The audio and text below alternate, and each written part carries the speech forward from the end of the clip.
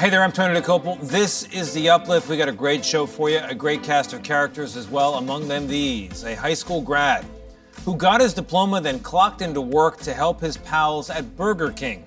That selfless decision changed his life. Also a dad who had a daunting task doing his daughter's hair. How he went from a total beginner to the inventor of dad braids. Plus, an unlikely duo find out how a 95-year-old veteran met with a young grad student. And our David Begnaud introduces us to the Tom Brady of her game. It's a highly competitive, even cutthroat at times, sport, and David himself took part in high school. What is it? We will tell you. All of that and more. Good news. You know what you're watching. The Uplift.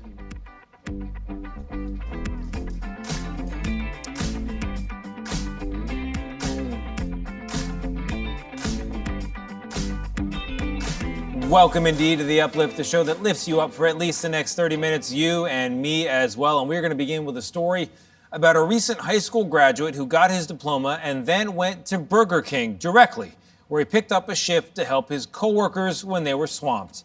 That selfless act on his graduation day changed his life. Here's Steve Hartman. You want a Whopper with cheese? At this Burger King in Decula, Georgia, 18-year-old Michael Baker is known for his whopper of a work ethic. Shows up early, stays late, and looks at every shift like it's a privilege. I like helping people and not expecting anything back from me. That's just me. So you'd be working at Burger King whether you got paid or not? Yeah, I knew like all the good I put out here is gonna come back to me somehow. It's amazing how it worked out. Yes, sir. This is the story of how that karma came to be. Michael McKenna Quayerick Baker. It was graduation night, just a couple weeks ago. Michael left the ceremony and dropped by Burger King for a late meal.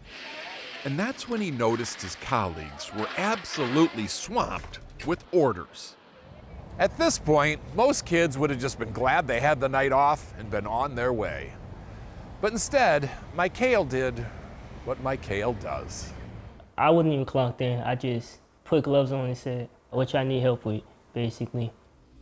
So, with his sash and medals still draped around his neck, Michael hopped on the line. The whole thing caught on camera by a customer who couldn't believe her eyes. There's not a lot of people who are like that.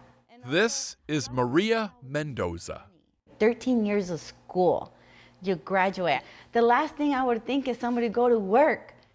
Maria was so impressed, she posted the video online and started a crowdfunding campaign to reward the kid for his integrity and dedication. She raised more than $200,000. Michael plans to use that money to go to trade school, become a master auto mechanic, and open his own shop. That's his mother, Demetia. Demetia says she always told her son to work hard even when you think no one is watching. I'm so proud of you. Because you never know when someone is. Steve Hartman, on the road in Decula, Georgia. When Strider Patton needed to do his daughter's hair before school, he realized he was way behind the curve. So he turned to social media, but the tutorials confused him a bit, so he took matters into his own hands quite literally. He invented the dad braids. Here's Ite Hod with his story. 40-year-old Strider Patton of Half Moon Bay, California, loves being a hands-on dad. Let's get here. He picks out the sweaters, Ready? helps with the shoes, zips the backpack. But when it comes to hair, he was in over his head. My wife needed to get out to work in the morning for her children's theater she has in the city. And so I was with my daughter, and it was so much harder than I thought. He did what most of us do. He turned to YouTube. This is one of my favorite hairstyles. But that made things even more confusing. A lot of the other moms that have like huge hairstyle accounts are just flying. So he started making his own. Slow and simple. As today we are doing the lace braid. For dads like him. Bust out that rat tail comb, fellas. He wasn't trying to go viral. He just wanted his 5-year-old daughter Imogen to be proud. People would come up to my daughter and say, "Oh, I love your hair. Did your mommy braid it?" She said, "No, dad braids. First off, this is a wet brush. The name stuck. Now, dad braids is more than just a hobby. It's a movement with over 350,000 followers worldwide. Right out the gate, there's a point of relatability there. Daniel Hong is a fitness trainer from Vancouver, Washington, and a father to 3-year-old Olivia. He's one of the many who found dad braids and discovered it's not really about hair. She can tell me about what she's coloring, or maybe what she's watching, or what she did that day. Get that hair tie ready. As for Strider, he's racked up tens of millions of views. But the only review that really matters is the one from his co-star. Who braids better, mom or dad? You can tell me a secret. Daddy. Picking up a brush and untangling what it means to be a better dad. Itai Had, CBS News, Half Moon Bay, California. Coming up, you're going to meet the woman who combined an old sewing machine, some items from a thrift store, and an eye for fashion, and they became a hobby that contributes to helping the planet. Stay with us.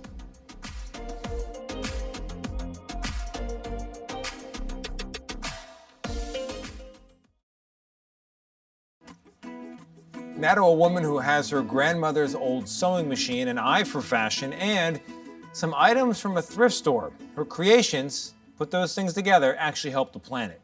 Janet Shamlian explains.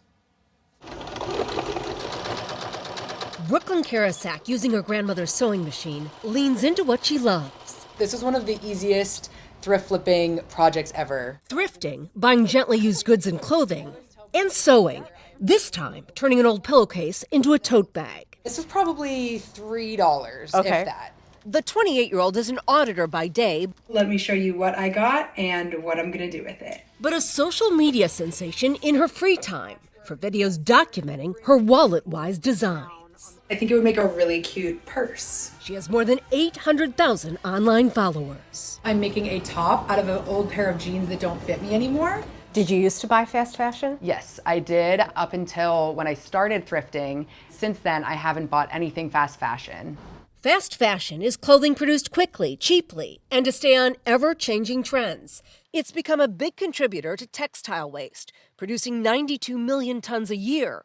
A piece of clothing is worn only 7 to 10 times on average before being thrown out. For a new generation, sewing and thrifting is the answer. That was awesome. Not only a philosophy, but in anxious economic times, a necessity. You can do a zipper with a regular foot. And then there's a popularity. The sewing class in St. Petersburg is full, as are many thrift stores. With the trade war looming, thrifting is an easy way to avoid tariffs, with prices generally 50 to 75% off retail. The secondhand market is expected to more than double by 2028, growing more than 6 times faster than the broader retail sector. If you haven't been to one in a while, it's a whole new look. Thrift stores had stuff that the regular retail stores just didn't have. Kristen Hester manages an out-of-the-closet thrift store, which has 24 locations. You think of a small little charity shop where maybe everything is just kind of thrown around. You have to dig through dirty bins. Out of the Closet is nothing like that. It is more of a curated boutique experience. I'm mainly looking for a music festival that I'm going to. Brooklyn Karasak likes the elevated experience. These colors could go really well together. And the ability to follow her own pattern. Thrift flip haul. For Eye on America, I'm Janet Shamlian in St. Petersburg, Florida. Bye. Have a good day. We now introduce you to an unlikely pair, you might say, a 95-year-old man and his teacher who happens to be just a grad student. So what can he learn from someone so young? Ashley Sharp from CBS News Sacramento has our story. This is an unlikely friendship. This is amazing. Between 95-year-old Jack Magruder of Fairfield I just can't do it. and UC Davis's top graduate. In my wildest dreams, I never expected anything like this. Who would have thought? The duo formed an unbreakable bond. Oh, thank you, Uncle Jack. Tableside. All right, we got this. With technology. Woohoo. Avantika Gokontha led the student organization called Breaking Barriers for 2 years. Okay. I sent you an email from Mr. No. Teaching seniors region-wide to use computers. Well, all kinds of stuff are going on. And smartphones, a small act of kindness with big impact. It makes a big difference because a lot of us old geezers don't know how to do that. And so that makes your life very isolated. For Avantika, it's a passion project. If I can't do it for my own grandparents, maybe it can help someone else's grandparents whose family lives far away. She studies biological science and researches aging. Turning back the biological clock, not necessarily lengthening our lifespan, but making the experience of aging a little bit easier. She'll be honored this weekend as UC Davis's top graduating senior for excellence in studies and service. On Saturday, Jack will watch her cross the stage online. I'd rather not miss this if I can. So it's always rewarding to come out here and hear stories about a world where I didn't live. Born in 1929, Jack has seen more than most. He served in the Army during the occupation of Germany just after World War II ended. Learned how to speak German, and I was a military policeman in a very elite military organization. We were good guys, but we were tough. And to any youngster who will listen, Jack offers this advice. Love and help all of the people that you interact with as best you can. Because at the end of the day, age is just a number. I need to practice it. And sometimes family is where you find it. Coming up, mail carriers trying to run away from dogs. It's a comedy cliche, but we'll introduce you to a mailman who ran toward a dog that caught his heart. How he and the pup went from acquaintances, you might say, on the mail route to family. That's coming up.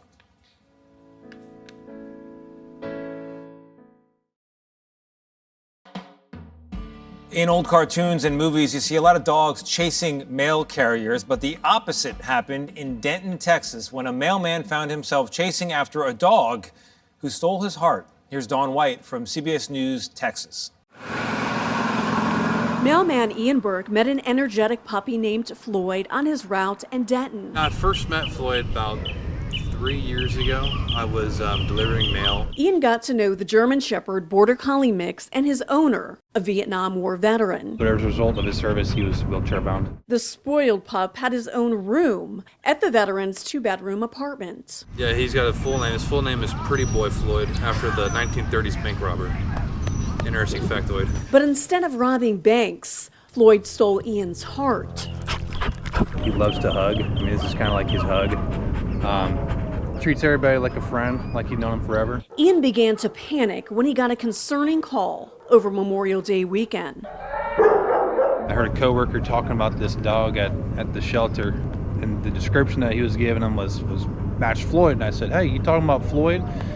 He said, "Yeah." We heard from someone saying, hey, they wanted to adopt Floyd. So his hold was up on a Monday morning, and that particular person named Ian was here at the front door on that Monday morning. Floyd didn't have to stay at the City of Denton Animal Shelter for long.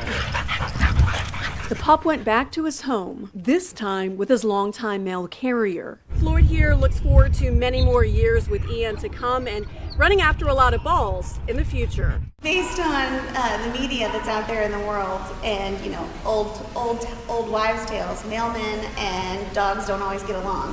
So it was great to not only see that Floyd found a wonderful home, but also that old myth about mailmen and dogs isn't always true. I'm honored to take care of you know, the dog of my former customer and give him a good home, and I strive to give him just as good of a home, if not better. That's a good lay down. The man who's seen Floyd's growth for 3 years now calls him his first son and shows others along his route. Sometimes dogs are a mailman's best friend. In Denton, Dawn White, CBS News, Texas. Coming up, David Begnaud introduces us to the so-called Tom Brady of a different game entirely, speech and debate. The power of speech and debate is that there's so many different perspectives and just so many different life stories, and that's why listening is my favorite part. Probably one of the greatest lessons they all learn is how to lose, how to have their thoughts challenged. It's pretty cutthroat, but also pretty awesome.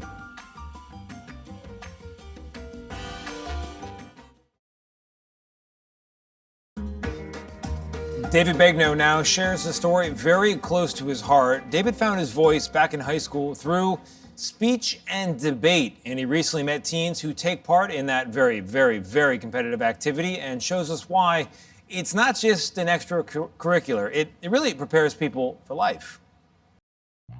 Hooray! A culprit could not. That was me in 2000, in my dad's suit, I think. David Begnaud. Suddenly, on the biggest stage of my life. And it's the same place that Oprah, Brad Pitt, Stephen Colbert, and 3 Supreme Court justices, all in part, got their start. High school speech and debate. Class dismissed.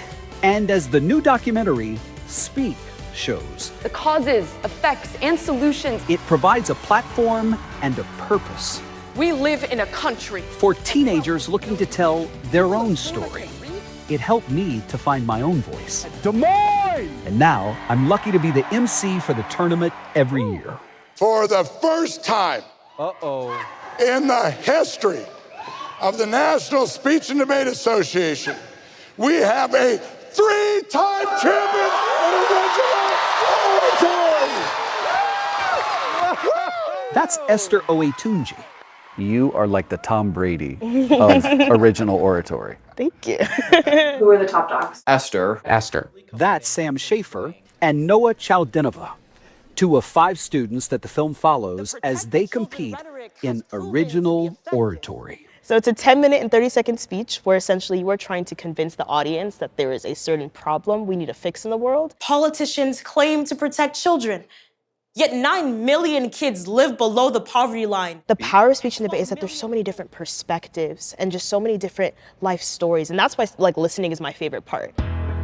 We brought the 3 star performers together to listen and talk about speech with Scott One, who runs the National Speech and Debate Association. We all met at the Ron Clark Academy, a Hogwarts-inspired middle school in Atlanta. When I start speech and debate and I look at my first videos, I'm not the same person like people see up on that stage.